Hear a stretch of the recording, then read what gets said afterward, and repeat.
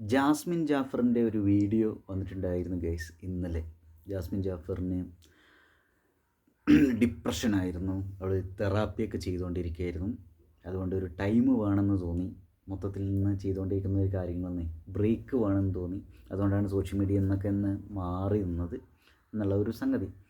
ഇപ്പോൾ ഒരു മാസത്തിൽ ഒരു വീഡിയോ എന്നുള്ള ലെവലിലാണ് ജാസ്മിൻ ജാഫർ ഇപ്പോൾ വീഡിയോ ചെയ്തിരുന്നത്. മുമ്പ് നമുക്കറിയാവുന്നതാണ് ജാസ്മിൻ ജാഫറിൻ്റെ വീഡിയോസ് എന്ന് പറഞ്ഞിട്ടുണ്ടെങ്കിൽ വലിയ രീതിയിൽ സെലിബ്രേറ്റ് ചെയ്യുന്നൊരു വീഡിയോ ആയിരുന്നു. എപ്പോഴും സെലിബ്രേറ്റ് ചെയ്യുന്ന വീഡിയോ തന്നെയാണ്. പക്ഷേ മുമ്പത്തെ പോലെയുള്ള സോഷ്യൽ മീഡിയയിൽ അത്ര ആക്റ്റീവായിട്ടുള്ള ഒരു ജാസ്മിൻ ജാഫറിനെയല്ല നമുക്കിപ്പോൾ കാണാൻ സാധിക്കുന്നത്. അവർ പ്രൊമോഷൻസ് ചെയ്യുന്നുണ്ട്, കാരണം അത് അവർ കരിയറിൻ്റെ ഭാഗമാണ്, മാവുന്നതാണല്ലോ.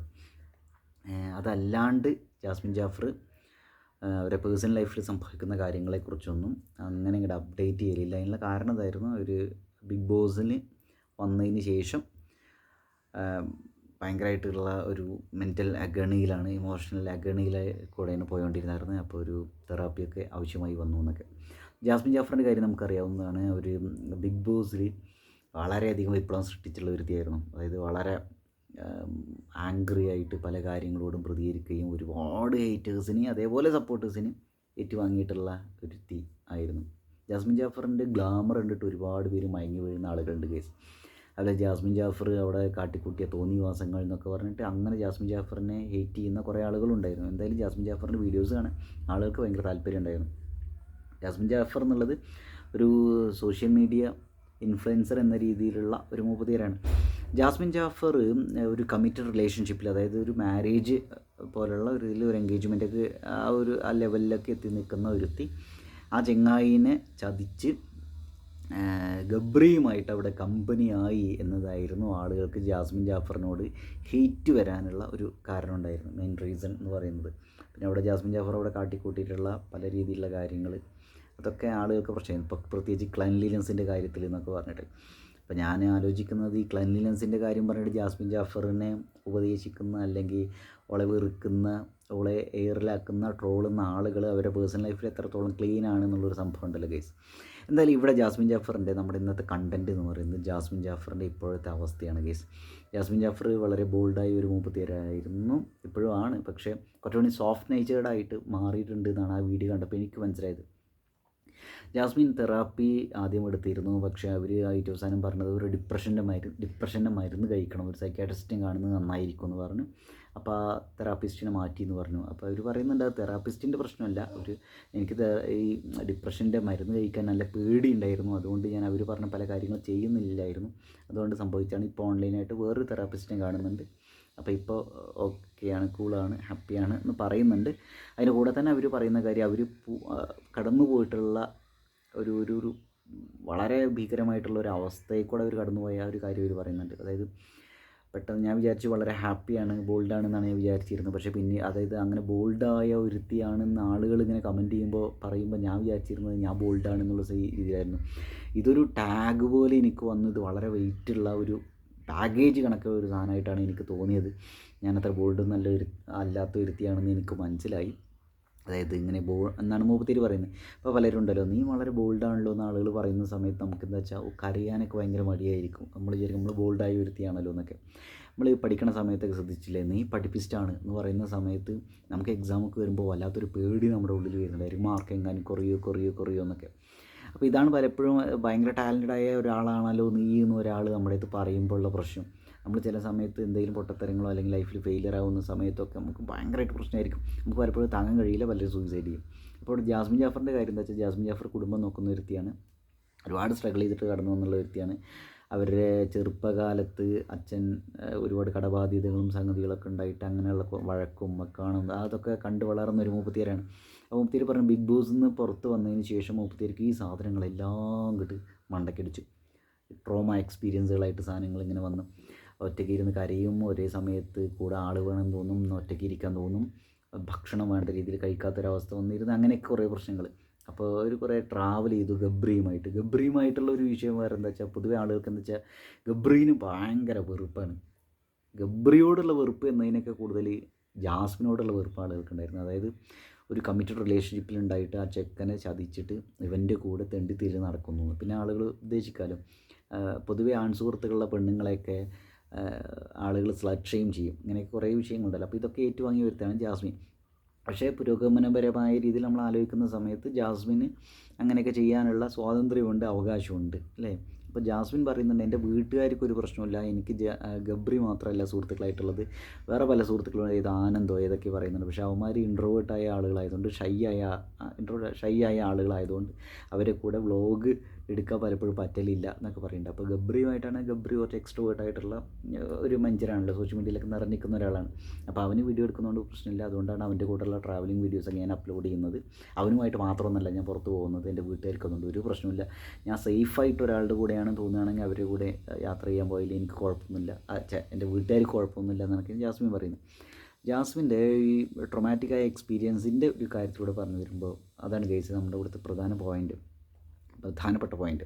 അപ്പോൾ സംഭവം എന്താണെന്ന് വെച്ചിട്ടുണ്ടെങ്കിൽ, നമുക്ക് പലപ്പോഴും നമ്മൾ ഹാപ്പി ആയിട്ട് പോയിക്കൊണ്ടിരിക്കുന്ന സമയത്ത്, അല്ലെങ്കിൽ നമ്മൾ സക്സസ്ഫുൾ ആയിട്ട് പോയിക്കൊണ്ടിരിക്കുന്ന സമയത്ത്, അല്ലെങ്കിൽ നമ്മൾ മറ്റുള്ളവരൊക്കെ നമ്മൾ ഓക്കെ ആണെന്ന് വിചാരിക്കുന്ന സമയത്ത് നമ്മളൊരു പക്ഷേ ഓക്കെ ആവണമെന്നില്ല.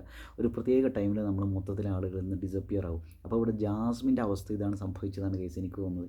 ബിഗ് ബോസിന് വന്നതിന് ശേഷം ഭയങ്കരമായിട്ടുള്ള ഒരു ടെൻഷൻ, ഒരു സ്ട്രെസ്സിൻ്റെ ഇടയിലേക്കാണ് മൂപ്പത്തേര് ഇറങ്ങി വന്നത്. ഇപ്പോൾ ജാസ്മിൻ തന്നെ പറയുന്നുണ്ട്, ബിഗ് ബോസിൽ നിന്ന് പുറത്ത് വന്നിട്ടുണ്ടെങ്കിൽ ഈ കൊച്ചു സൂയിസൈഡ് ചെയ്യും, പുറത്ത് നടക്കുന്ന കാര്യങ്ങളൊക്കെ അറിഞ്ഞിട്ടുണ്ടെങ്കിൽ. പക്ഷേ ഓൾ സൂയിസൈഡ് ചെയ്തില്ല. പക്ഷേ അത്രയും മാരകമായ ഒരു അവസ്ഥയിലേക്ക്, ഒരു മെൻ്റൽ സ്റ്റേജിലേക്ക് ഓൾ എത്തിയിട്ടുണ്ടായിരുന്നു. അപ്പോൾ ഓൾക്കത് മനസ്സിലായത് എന്താണെന്ന് വെച്ചിട്ടുണ്ടെങ്കിൽ, ഒരു സ്ഥലത്ത് പോയി ഇരിക്കുന്ന സമയത്ത് ഒറ്റപ്പെട്ട പോലെ തോന്നും. അതേപോലെ സൊസൈറ്റി ആളുകളെ കാണുന്ന സമയത്ത് വളരെ പേടി തോന്നുന്ന അവസ്ഥ. അപ്പോൾ അവൾ പറയുന്ന ഒരു കാര്യമുണ്ട്, ഒരു ഫംഗ്ഷനൊക്കെ പോയിട്ടുണ്ടെങ്കിൽ, നിങ്ങൾ ഓൺലൈൻ മീഡിയയിലൊക്കെ വീഡിയോസ് കണ്ടിട്ടുണ്ടെങ്കിൽ മനസ്സിലാവും, ഒരു ഫംഗ്ഷനൊക്കെ പോയിട്ടുണ്ടെങ്കിൽ ഞാൻ അവിടെ മാറി നിൽക്കുകയാണ് ചെയ്യാമെന്നൊക്കെ. അപ്പോൾ ഇതൊരു തരം സോഷ്യൽ ആങ്സൈറ്റിയാണ് കേസ്. അപ്പോൾ ജാസ്മിനെ പോലുള്ള ഒരാൾക്ക് ഇങ്ങനെ ഒരു സോഷ്യൽ ആങ്സൈറ്റി വന്നു എന്നുള്ള വലിയ പ്രശ്നമാണ് കേസ്. ഇത് പറഞ്ഞപ്പോഴാണ് സോഷ്യൽ മീഡിയയിൽ ആക്റ്റീവായിട്ടുള്ള ഒരാൾ, ഏതെങ്കിലും ഒരു ഫീൽഡിൽ ആക്റ്റീവായിട്ടുള്ള, പ്രത്യേകിച്ച് സോഷ്യൽ മീഡിയയിലൊക്കെ ആക്റ്റീവായിട്ടുള്ള ഒരാൾക്ക് ഒരു പ്രത്യേക സമയത്ത് ഭീകരമായിട്ട് ഡിപ്രഷനും ബ്രേക്ക് ഡൗണൊക്കെ സംഭവിക്കും കേസ്.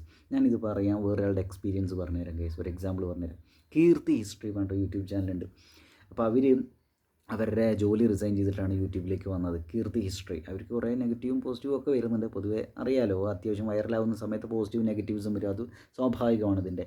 അപ്പോൾ കീർത്തി പറയുന്നത് വെച്ചാൽ, അവർ വളരെ ആക്റ്റീവായിട്ട് വളരെ സക്സസ്ഫുൾ ആയിട്ടുള്ള ഒരു യൂട്യൂബ് ചാനൽ റൺ ചെയ്യണതിൻ്റെ ഇടയിൽ പെട്ടെന്ന് ആൾ ഡിസപ്പിയർ ആയി, പെട്ടെന്ന് ആൾ ബ്രേക്ക് ഡൗൺ ആയി. അപ്പോൾ ഇത് ഒരാളോട് കമ്മ്യൂണിക്കേറ്റ് ചെയ്യാൻ പറ്റാത്തൊരവസ്ഥയായിരുന്നു. അപ്പോൾ ഇതേപോലത്തെ ഒരു അവസ്ഥയാണ് ജാസ്മിന് സംഭവിച്ചത്. അപ്പോൾ ജാസ്മിൻ പറഞ്ഞ്, എനിക്കൊരാളുടെ ഇത് കമ്മ്യൂണിക്കേറ്റ് ചെയ്യാൻ പറ്റുന്നില്ലായിരുന്നു, എന്താണ് സംഭവിക്കുന്നതെന്ന് പ്രോസസ്സ് ചെയ്യാൻ തന്നെ എനിക്ക് ടൈം വേണമായിരുന്നു. അതേപോലെ കോൾസൊക്കെ വന്നിട്ടുണ്ടെങ്കിൽ ഞാൻ അതിങ്ങനെ നോക്കിക്കൊണ്ടിരിക്കുമായിരുന്നു, അത് എടുക്കാൻ ഭയങ്കര പേടിയായിരുന്നു, അല്ലെങ്കിൽ എനിക്ക് എന്തൊരു പോലെയായിരുന്നു, എൻ്റെ ബോഡി വെയിറ്റ് കുറഞ്ഞ പോലെ എനിക്ക് തോന്നുന്നുണ്ടായിരുന്നു, എനിക്ക് മൊത്തത്തിൽ രാത്രി ഉറക്കമില്ലാത്ത അവസ്ഥ ഉണ്ടായിരുന്നു, ഇങ്ങനെയുള്ള കുറേ സംഭവങ്ങൾ. അപ്പോൾ ഞാൻ ആലോചിക്കുന്നത്, ഫീലിംഗ് ടൈപ്പ് ആളുകളുണ്ടല്ലോ, അല്ലെങ്കിൽ നമ്മുടെ ഫീലിങ്സിന് പ്രാധാന്യം കൊടുക്കുന്ന ആളുകൾ, ഈ ആളുകൾക്ക് സംഭവിക്കാവുന്ന വളരെ പ്രധാനപ്പെട്ട ഒരു സംഭവമാണ് കേസ്, ഡേഞ്ചറസ് ആയ ഒരു സംഭവമാണ് ഈ ബ്രേക്ക് ഡൗൺ എന്ന് പറയുന്നത്. ബ്രേക്ക് ഡൗൺ ഭയങ്കര പ്രശ്നമാണത്. നമ്മൾ ചിലപ്പോൾ ഇങ്ങനെ എന്തെങ്കിലുമൊക്കെ കാര്യമായിട്ട് ചെയ്തുകൊണ്ടിരിക്കുമ്പോൾ പെട്ടെന്ന് നമ്മുടെ കയ്യിൽ നിന്ന് പോകും, പെട്ടെന്ന് ബോഡി മൊത്തം ടയേർഡാകുന്ന പോലെ, തരിക്കുന്ന പോലെ, വോമിറ്റിങ്, അല്ലെങ്കിൽ പറഞ്ഞ പോലെ സ്വെറ്റിങ്, അങ്ങനെയുള്ള പല സംഭവങ്ങൾ വരും കേസ്. അപ്പോൾ ജാസ്മിൻ ജാഫർ ഇങ്ങനെയുള്ള സംഭവങ്ങളൊക്കെ അനുഭവിച്ചുകൊണ്ടിരിക്കുമ്പോൾ ജാസ്മിൻ ജാഫറിനെ സപ്പോർട്ട് ചെയ്യാൻ വളരെ കുറച്ച് ആളുകളാണ് ഉണ്ടായിരുന്നെന്ന് പറയുന്നുണ്ടായിരുന്നു. അവൾ ഒരുപാട് ആളുകളുടെ അടുത്ത് കമ്പനി ആയിരുന്നു എന്ന് പറയുന്നുണ്ട്. പക്ഷേ ഇപ്പോൾ ചുരുക്കം ചില സുഹൃത്തുക്കളേ ഉള്ളൂ എന്നൊക്കെ പറയുന്നുണ്ട്. അപ്പോൾ അവൾ പറയുന്നുണ്ട്, അവളുടെ ഭാഗത്തു നിന്ന് ഒരുപാട് മിസ്റ്റേക്കുകൾ സംഭവിച്ചിട്ടുണ്ട്. അപ്പോൾ ആ മിസ്റ്റേക്കുകളൊക്കെ ഞാനൊരു ഗ്യാപ്പ് എടുത്തതിന് ശേഷം പിന്നീട് അവരോടൊക്കെ സംസാരിച്ച് ഇപ്പോൾ വലിയ കുഴപ്പമില്ലാണ്ട് പോയോണ്ടിരിക്കുന്നുണ്ടെന്നൊക്കെ പറയുന്നുണ്ട് കേസ്. അപ്പോൾ ഇതാണ് നമ്മുടെ ബ്രേക്ക് ഡൗൺ സംഭവിച്ച ആളുകൾക്കൊക്കെ ഇങ്ങനെയുള്ള എന്തെങ്കിലും കഥകളുണ്ടായിരിക്കും കേസ്. പക്ഷേ ഇതിൻ്റെ വേറൊരു വിഷയം എന്താ വെച്ചാൽ, ഇങ്ങനെ ബ്രേക്ക് ഡൗൺ സംഭവിക്കുന്ന സമയത്ത് നമുക്ക് പലപ്പോഴും നികത്താനാവാത്ത ഒരുപാട് ഒരു സംഗതികളായിരിക്കും നമ്മുടെ ലൈഫിൽ സംഭവിച്ചിട്ടുണ്ടായിരിക്കും. നമ്മുടെ അടുത്ത സുഹൃത്തുക്കൾ പോയിട്ടുണ്ടായിരിക്കും, നമുക്ക് ഒരുപാട് പ്രശ്നങ്ങൾ സംഭവിച്ചിട്ടുണ്ടാകും, നമ്മുടെ ലൈഫ് കയ്യിൽ നിന്ന് പോയിട്ടുണ്ടായിരിക്കും. കമ്മ്യൂണിക്കേഷൻ ഇല്ലാണ്ടാകുമ്പോൾ പൊതുവെ അപ്പുറത്തേക്കണ ആളുകൾ എന്താ വിചാരിക്കുക വെച്ചാൽ, നമുക്ക് കുറേ കമ്മിറ്റ്മെൻറ്റ്സ് ഒക്കെ ഉണ്ടായിരിക്കുമല്ലോ. അപ്പോൾ ഈ കമ്മ്യൂണിക്കേഷൻ സംഭവിക്കാണ്ടിരിക്കുമ്പോൾ അവരെന്താ വിചാരിക്കും, അവരെ ചീറ്റ് ചെയ്ത് പോയി, അല്ലെങ്കിൽ അവരിപ്പം വേണ്ട, പണ്ടത്തെ പോലെ നല്ല ആൾ മൊത്തം മാറി, ഭയങ്കര സെൽഫിഷാണ് എന്നൊക്കെ സംഭവം. ഇത് ഒരു സ്റ്റേജിൽ നമുക്ക് കമ്മ്യൂണിക്കേഷൻ ഒന്നും വേണ്ട രീതിയിൽ ചെയ്യാൻ പറ്റാത്തൊരവസ്ഥ വരും കേസ്. പ്രത്യേകിച്ച് ഇൻട്രോവേർട്ടുകളായ ആളുകളാണെങ്കിൽ ഭയങ്കര വിഷയമാണിത്. അപ്പോൾ ജാസ്മിൻ്റെ ആ ഒരു വീഡിയോ, അതായത് ട്രോമാറ്റിക്കായ എക്സ്പീരിയൻസുകളിലൂടെയാണ് പോയോണ്ടിരുന്നത്. ചൈൽഡ്ഹുഡ് ട്രോമയൊക്കെ വന്ന് അടിക്കുന്നുണ്ടായിരുന്നു, ഒരേ സമയത്ത് കരച്ചിലും സന്തോഷം വരുന്നുണ്ടായിരുന്നു, ഉറങ്ങാൻ പറ്റുന്നില്ലായിരുന്നു, വളരെ ഇൻസെക്യൂറായ ഒരു അവസ്ഥയിലായിരുന്നു, തെറാപ്പി എടുത്തിരുന്നു, ഡിപ്രഷൻ ആ ഒരു സ്റ്റേജിൽ കൂടെയാണ് പോയോണ്ടിരുന്നത്. അപ്പോൾ അവർ നാട്ടിലല്ല, വേറൊരു ഫ്ലാറ്റിലാണ് അവർ താമസിക്കുന്നത്. അപ്പോൾ അതിൻ്റെ കൂടെ തന്നെ കരിയറുമായി ബന്ധപ്പെട്ട കാര്യങ്ങളെന്ന് ചെയ്യുകയും വേണം. അപ്പോൾ അതിനൊന്നും ഊർജ്ജം ഉണ്ടാവില്ല എന്നുള്ളതാണ് ഒരു വലിയൊരു പ്രശ്നം ഗൈസ്. നമുക്ക് ഇഷ്ടപ്പെട്ട അല്ലെങ്കിൽ നമുക്ക് അത്യാവശ്യമായിട്ട് ചെയ്യേണ്ട കാര്യങ്ങൾ ചെയ്യാൻ എന്തിനും ഒരാളോട് സംസാരിക്കാനുള്ള ഊർജ്ജം പോലും നമുക്കുണ്ടാവില്ല, രാത്രി ഉറക്കം ഉണ്ടാവില്ല, അങ്ങനെയൊക്കെ വിഷയങ്ങളിലൂടെ എന്നോട് പോയോണ്ടിരുന്നായിരുന്നു. അപ്പോൾ ആ വീഡിയോന് താഴെ വന്ന കമൻറ്റുകൾ ശ്രദ്ധിക്കാം. അപ്പോൾ അതിൽ പറഞ്ഞ് ജാസ്മിൻ Q&A സെഷൻ എന്നുള്ള രീതിയിലാണ് 45 മിനിറ്റോളമുള്ള വീഡിയോ ചെയ്തിട്ടുണ്ടായിരുന്നത്. അപ്പോൾ അതിൽ പറയുന്ന കാര്യമുണ്ട്, ജാസ്മിൻ നീ പറയുന്നത് എനിക്ക് മനസ്സിലാവുന്നുണ്ട്, ഞാൻ സ്റ്റേജിൽ കൂടെ പോയ ഒരാളാണ് എന്നൊക്കെ പറഞ്ഞാൽ, അല്ലെങ്കിൽ ഇപ്പോഴും പോയിക്കൊണ്ടിരിക്കുന്ന ഒരാളാണ് എന്നൊക്കെ പറഞ്ഞിട്ട് അങ്ങനെ കുറേ കമൻറ്റ്സ് വന്നിട്ടുണ്ട് ഗൈസ്. അപ്പോൾ ഇത് മനുഷ്യരുടെ പലപ്പോഴും ലൈഫിൽ സംഭവിക്കുന്ന വളരെ ഡേഞ്ചറസ് ആയിട്ടുള്ള ഒരു സിറ്റുവേഷനാണ് ഗൈസ്, അല്ലെങ്കിൽ ഒരു ടൈം പീരിയഡാണ് ഈ ഒരു സംഗതി എന്ന് പറയുന്നത്. അപ്പോൾ എൻ്റെ ഇതിൽ വലിയൊരു സന്തോഷം എന്താ വെച്ചാൽ ജാസ്മിൻ അതിനൊക്കെ അതിജീവിച്ച് വന്നു എന്നുള്ളതാണ്. അപ്പോൾ നിങ്ങളൊന്ന് ആലോചിച്ച് നോക്കി, ബിഗ് ബോസിൽ നിന്ന് പുറത്തിറങ്ങിയിട്ടുണ്ടെങ്കിൽ ജാസ്മിൻ ഇതൊന്നും അതിജീവിക്കാൻ സാധിക്കില്ല, ജാസ്മിൻ സൂയിസൈഡ് ചെയ്യുന്നൊക്കെ പറഞ്ഞുള്ള ആ ഒരു ആളുകളുടെ മാനസികാവസ്ഥ എന്തായിരിക്കും എന്നായിരിക്കും അവർ ആ പേടി കൊണ്ടായിരിക്കും അവർ പറയുന്നുണ്ടായിരിക്കുക. ജാസ്മിൻ ഇതിനൊക്കെ അതിജീവിച്ച് വന്നു എന്നുള്ളത് ഭയങ്കര പ്രൗഡായിട്ടുള്ള ഒരു മനുഷ്യൻ്റെ രീതിയിൽ വളരെ പ്രൗഡായിട്ടുള്ള ഒരു സംഗതിയാണ്. അപ്പോൾ ജാസ്മിൻ ജാഫറിനെ ഒരുപാട് ട്രോളിയുള്ള അല്ലെങ്കിൽ എന്താണ് ഈ പെണ്ണ് ഇങ്ങനെ എന്നുള്ള രീതിയിൽ ചിന്തിച്ചുള്ള ആളുകളുടെ ഒരാളാണ് ഞാനും. അപ്പോൾ എനിക്കിന്ന് മനസ്സിലായ സംഭവം എന്ന് വെച്ചിട്ടുണ്ടെങ്കിൽ ജാസ്മിൻ്റെ തെറ്റുകൾ മനസ്സിലാക്കുന്നു. അപ്പോൾ നമുക്കും പലപ്പോഴും നമ്മുടെ തെറ്റുകൾ മനസ്സിലാവണമെന്നില്ല, ഒരു സ്റ്റേജിലെത്തുമ്പോഴാണ് നമുക്കത് കാര്യങ്ങൾ മനസ്സിലാവുക. അല്ലെങ്കിൽ നമുക്ക് ഈ സാധനത്തിനെ എങ്ങനെ സോൾവ് ചെയ്യാമെന്ന് പലപ്പോഴും നമുക്ക് മൈൻഡ് വർക്ക് ചെയ്യുന്നുണ്ടെങ്കിൽ നമ്മുടെ ബോഡി വർക്ക് ചെയ്യണമെന്നില്ല, അല്ലെങ്കിൽ നമ്മുടെ ബോഡി വർക്ക് ചെയ്യുമ്പോഴും നമ്മുടെ മൈൻഡ് വർക്ക് ചെയ്യണമെന്നില്ല. അപ്പോൾ ഈ മൈൻഡ്, ബോഡി, ഇമോഷൻസ് എല്ലാം കൂടി ഒരു സിങ്കായ ഒരു അവസ്ഥയിൽ വരുമ്പോഴാണ് നമുക്ക് നമ്മുടേതായ ഒരു ഫുൾ പാൻ സംഭവമായിട്ട് വരിക. അപ്പോൾ ഈ ജാസ്മിൻ്റെ കാര്യത്തിൽ ജാസ്മിൻ ഇതിനെ എങ്ങനെ ആർട്ടിക്കുലേറ്റ് ചെയ്യണമെന്ന് ഞാൻ ആ വീഡിയോ ഞാൻ ശ്രദ്ധിച്ചു കേസ്. ജാസ്മിൻ്റെ മൂവ്മെൻറ്റ്സും സംഗതികളും എങ്ങനെ ഐസിലെ സ്പാർക്കും സംഗതികളൊക്കെ. അപ്പോൾ ഇതൊക്കെ പ്രിറ്റൻഡ് ചെയ്യുകയാണ് കേസ് എന്നൊക്കെ പറഞ്ഞിട്ടൊരു സാധനം അവൾ പറയുന്നുണ്ട് കേസ്. അതായത് അത്ര ഊർജ്ജമില്ലാത്ത ഒരാൾ ഊർജ്ജമുള്ള പോലെ പ്രിറ്റൻഡ് ചെയ്യുകയാണ് എന്നൊരു സംഭവം. പിന്നെ അവൾ പറയുന്നൊരു സംഗതി എന്താ വെച്ചാൽ അവൾ വളരെ ആക്റ്റീവായിട്ട് ഇങ്ങനെ സംസാരിക്കുകയൊക്കെ ചെയ്യുമ്പോൾ ഹാപ്പിയാണെന്ന് കാണിക്കുന്ന പോലെയൊക്കെ എനിക്ക് തോന്നി കേസ്. അപ്പം ഞാൻ ആഗ്രഹിക്കുന്നത് ജാസ്മിൻ പഴയ വൈബിലൂടെ എന്നല്ല, പഴയ പോലുള്ള ഒരാളായിട്ട് നമുക്ക് തിരിച്ചു വരാൻ പറ്റണം നിർബന്ധമില്ല കേസ്. എന്തെങ്കിലുമൊക്കെ സംഭവം ഉണ്ട്, എപ്പോഴും ചേഞ്ച് സംഭവിച്ചുകൊണ്ടിരിക്കും. അപ്പോൾ ഇവിടുത്തെ ഒരു അവസ്ഥ എന്താ വെച്ചിട്ടുണ്ടെങ്കിൽ ജാസ്മിൻ പഴയ പോലുള്ള ഊർജ്ജസ്വലമായിട്ടുള്ള ആ ഒരു സംഭവം തിരിച്ചു കൊണ്ടുവന്ന് ജാസ്മിൻ കുറച്ചുകൂടി സോഫ്റ്റ് നേച്ചേർഡായി വരുത്തിയാണ്, പെട്ടെന്ന് അങ്ങോട്ട് പ്രതികരിക്കില്ല. അപ്പോൾ മുമ്പേ ആണെങ്കിൽ ഭയങ്കരമായിട്ട് ചൂടായിട്ട് സംസാരിച്ചിരുന്നു, കുറേ നേരം കഴിഞ്ഞിട്ടുണ്ടെങ്കിൽ പിന്നെ കൂളാവും ചെയ്യുന്നൊക്കെ പറയുന്നത്. ഇപ്പോൾ അങ്ങനെ ആ ആംഗ്രി ഇഷ്യൂസിനൊക്കെ ഞാൻ മാനേജ് ചെയ്യാൻ പഠിച്ചു എന്നൊക്കെ ജാസ്മിൻ ജാഫർ പറയുന്നുണ്ട്. Very good. അപ്പോൾ ഇവിടുത്തെ സംബന്ധിച്ചാൽ I feel proud of Jasmin Jafar. അതാണ് എനിക്ക് കൂടെ പറയാനുള്ളത്. അപ്പോൾ ജാസ്മിൻ ജാഫർ പറയുന്നുണ്ട്, ഇനി ഞാൻ സോഷ്യൽ മീഡിയയിൽ ആക്റ്റീവായിരിക്കും, യൂട്യൂബിൽ വീഡിയോസ് കാര്യമായിട്ട് ചെയ്യണമെന്ന് വിചാരിക്കുന്നുണ്ട്. ജാസ്മിൻ ജാഫറിന് സ്വന്തമായിട്ടൊരു ബിസിനസ് തുടങ്ങണമെന്ന് ആഗ്രഹിക്കുന്നുണ്ട്. ഇപ്പോൾ പഠിക്കാൻ പോകുമെന്നുള്ളൊരു പ്ലാനൊന്നും ഇപ്പം ഇല്ല, ഇപ്പം നടക്കൂല, എല്ലാം കൂടി വെറുതെ ഇറങ്ങിയിട്ട് കാര്യമില്ലല്ലോ, എനിക്കത് കംപ്ലീറ്റ് ചെയ്യാൻ പറ്റില്ല എന്നൊക്കെ പറയുന്നുണ്ട്. ഗൈസ്, ഇതിൻ്റെ വേറൊരു കാര്യം, വളരെ പ്രധാനപ്പെട്ട ഒരു കാര്യം ഇതാണ്. നമ്മുടെ മൈൻഡ് ഓക്കെ അല്ല വിചാരിക്കുക, അല്ലെങ്കിൽ നമ്മൾ ഭയങ്കര ഇൻസെക്യൂറായ ഒരു അവസ്ഥയിലോ, അല്ലെങ്കിൽ നമ്മുടെ ട്രോമ, ചൈൽഡ്ഹുഡിൽ പ്രത്യേകിച്ച് സംഭവിച്ചിട്ടുള്ള ട്രോമ, നമ്മുടെ ലൈഫിൽ സംഭവിച്ച ട്രോമയൊക്കെ നമ്മൾ വല്ലാണ്ട് കാർന്ന് നിന്നും ഗൈസ്. നമ്മൾ ഇഷ്ടപ്പെട്ട ഒരു കാര്യത്തേക്ക് ഇറങ്ങുമ്പോൾ ഒരു പ്രത്യേക ടൈമിൽ നമ്മൾ വളരെ ഇൻസെക്യൂറായിട്ട് തോന്നിയിട്ട് നമ്മുടെ ഒരു ഊർജ്ജമൊക്കെ കംപ്ലീറ്റ് പോയിട്ട് നമുക്ക് ഉറക്കമില്ലാണ്ട് നമുക്ക് പലപ്പോഴും അത് ഡ്രോപ്പ് ചെയ്യേണ്ട ഒരു അവസ്ഥ വരും. ഞാനങ്ങനെ കോഴ്സുകളൊക്കെ ഡ്രോപ്പ് ചെയ്ത മനുഷ്യരാണ്. ലൈഫിൽ തന്നെ എന്ത് ചെയ്യണമെന്ന് അറിയാണ്ട് അങ്ങനെ സ്റ്റക്ക് അയക്കണ അങ്ങനെ ഒരു അവസ്ഥയെക്കൂടെ ഒരുപാട് ഇരുന്നിട്ടുണ്ട്. അപ്പോൾ ജാസ്മിൻ ജാഫർ പറഞ്ഞ കാര്യത്തിൽ എനിക്ക് പെട്ടെന്ന് കണക്ട് ചെയ്യാൻ തോന്നി, പെട്ടെന്ന് കണക്ട് ചെയ്യാൻ പറ്റി. അപ്പോൾ ജാസ്മിൻ പറയുന്നുണ്ട്, ഇപ്പോൾ പഠിത്തം ഇപ്പം നടക്കുന്നൊന്നുമില്ല, ഇപ്പം അങ്ങനെ തോന്നുന്നില്ല, പിന്നെ ചെയ്യുകയാണെങ്കിൽ അത് വൃത്തിക്ക് ചെയ്യണമെന്ന് ഞാൻ വിചാരിക്കുന്നുണ്ട്. അപ്പോൾ അത് പിന്നീട് ആലോചിക്കാം. ബിസിനസ് ചെയ്യണമെന്ന് വിചാരിക്കുന്നുണ്ട്, പക്ഷേ അത്യാവശ്യം ഫണ്ടൊക്കെ റെഡി ആയതിനു ശേഷം ബിസിനസ്സിലേക്ക് ഇറങ്ങണമെന്ന് വിചാരിക്കുന്നുണ്ട്. പിന്നെ കുറച്ച് വളരെ ചുരുക്കം സുഹൃത്തുക്കളാണ് ഉള്ളത്, പിന്നെ കുറച്ച് കമ്മിറ്റ്മെൻറ്റ്സ് ഉണ്ട്, അങ്ങനെയുള്ള കുറച്ച് കാര്യങ്ങളൊക്കെ പറയുന്നുണ്ട്, ഫാമിലി നോക്കണമല്ലോ അങ്ങനെയുള്ള കാര്യങ്ങളൊക്കെ.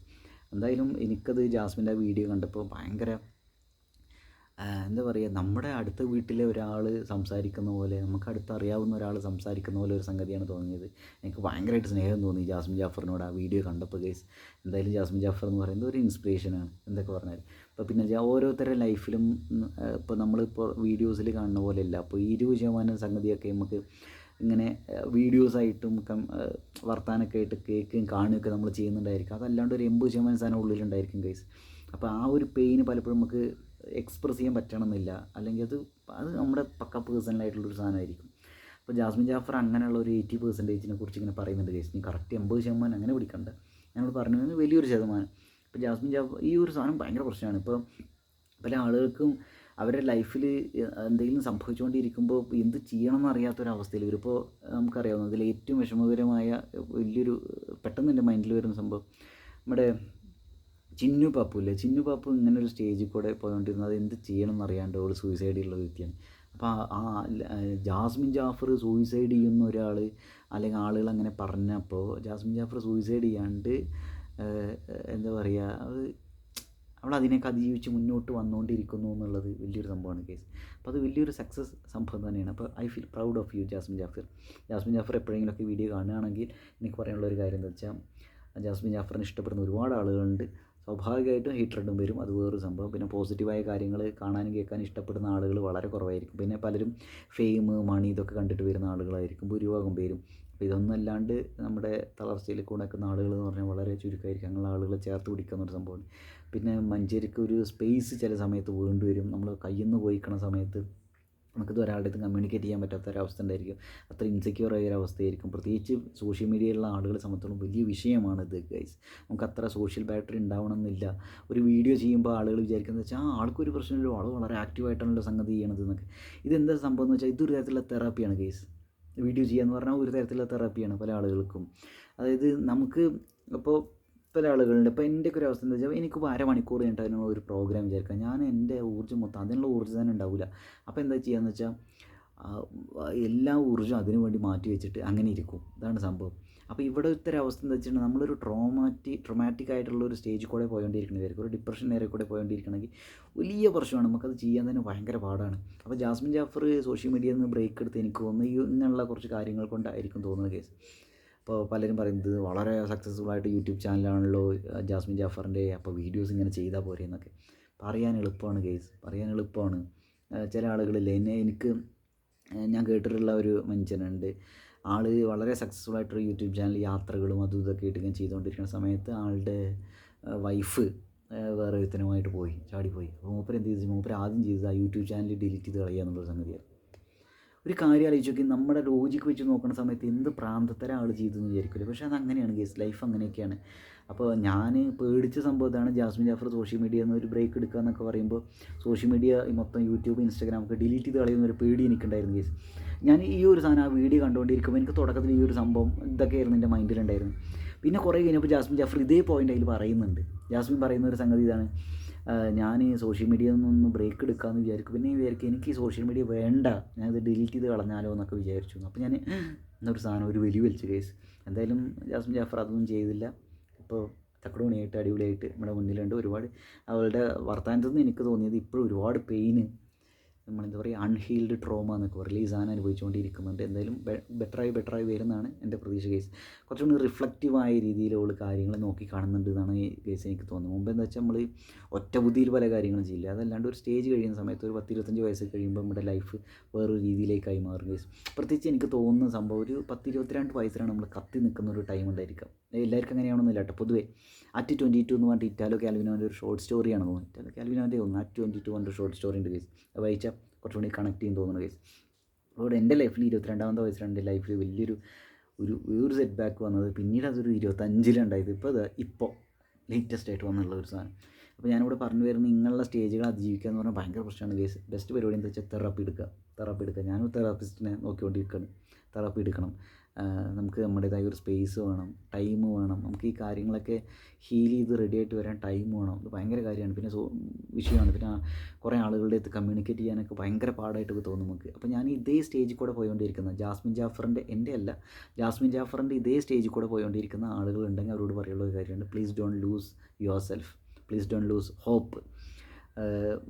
പറയണ പോലെയൊക്കെ ബ്രേക്ക് എടുക്കുക. ചിലപ്പോൾ അത് 10 ദിവസമായിരിക്കാം, ചിലപ്പോൾ 1 മാസമായിരിക്കും, ചിലപ്പോൾ 3 മാസമായിരിക്കും, ചിലപ്പോൾ 6 മാസമായിരിക്കും, ചിലപ്പോൾ 1 വർഷമായിരിക്കാം. ബ്രേക്ക് എടുക്കുക, തിരിച്ച് വരിക. പിന്നെ ലൈഫിൽ എന്തെങ്കിലുമൊക്കെ കാര്യമായിട്ട് ചെയ്യണം നമ്മൾ വിചാരിക്കുകയാണെങ്കിൽ അത് ചെയ്യണമെങ്കിൽ ഇപ്പോൾ ചെയ്യാൻ പറ്റിയില്ലെങ്കിൽ നാളെ ചെയ്യണം എന്നൊരാഗ്രഹം മൈൻഡിൽ വെക്കുക. നന്നായിട്ട് ഉറങ്ങാൻ ശ്രമിക്കുക. നല്ല രീതിയിൽ ഭക്ഷണം കഴിക്കുക. ഓവർ ഈറ്റിങ്, ബിഞ്ച് ഈറ്റിങ് അല്ല ഞാൻ ഉദ്ദേശിക്കുന്നത്. ഹെൽത്തിയായ ഫുഡ്, വാട്ടർ ഇതൊക്കെ കുടിക്കുക, കഴിക്കുക ഒക്കെ ചെയ്യുക. തെറാപ്പിക്ക് മരുന്ന് എടുക്കണം തോന്നുകയാണെങ്കിൽ മരുന്ന് എടുക്കുക. പിന്നെ അതേപോലെ ഡ്രഗ് അബ്യൂസ് ഈ സാധനത്തിലേക്കൊന്നും പോകാണ്ടിരിക്കുക. എൻ്റെ ഏറ്റവും വലിയ ജാസ്മിൻ ജാഫറിനെ കുറിച്ച് വളരെ പ്രൗഡായി തോന്നി വേറൊരു സംഭവം, ജാസ്മിൻ ജാഫർ ഇങ്ങനെയുള്ള ഡ്രഗ് അബ്യൂസിലോ ആൽക്കഹോളിസം ഈ ഒരു സാധനത്തിലേക്കൊന്നും പോകില്ല എന്നുള്ളതാണ്. അവളുടെ ഹെൽത്ത് ശ്രദ്ധിക്കുന്നുണ്ട്. അതേപോലെ ഹെൽത്ത് നല്ല രീതിയിൽ ശ്രദ്ധിക്കുക. മസാജിങ്ങോ അല്ലെങ്കിൽ ഈ പറയുന്ന പോലെ നമ്മൾ മേക്കപ്പ്, ചെറിയ ലൈറ്റ് മേക്കപ്പ് ഒക്കെ ഇട്ടിട്ടുണ്ടെങ്കിൽ നമുക്കൊരു മുഖമൊക്കെ ഒന്ന് മസാജ് ചെയ്യുക, ലൈറ്റ് മേക്കപ്പ് ഇട്ടിട്ടുണ്ടെങ്കിൽ ഒരു കോൺഫിഡൻസും സമാധാനമൊക്കെ വരുന്നുണ്ടായിരിക്കും. അതൊക്കെ ചെയ്യണം തോന്നുകയാണെങ്കിൽ ചെയ്യുക ഗൈസ്. ഒരു തെറാപ്പിസ്റ്റിനെ കാണുക എന്നുള്ളതാണ് ഇതിൽ ഏറ്റവും അടിപൊളിയായിട്ടുള്ള സംഭവങ്ങളിലൊന്ന്. എന്തായാലും Jasmin Jafar feeling proud of yourself. I feel proud of you. Jasmin ജാഫറിനെ ഇഷ്ടപ്പെടുന്ന ഒരുപാട് ആളുകളുണ്ട്. അപ്പോൾ ഞാൻ അവരുടെ റെപ്രസെൻറ്റേറ്റീവ് എന്നുള്ള രീതിയിലാണ് സംസാരിക്കുന്നത് ഗൈസ്.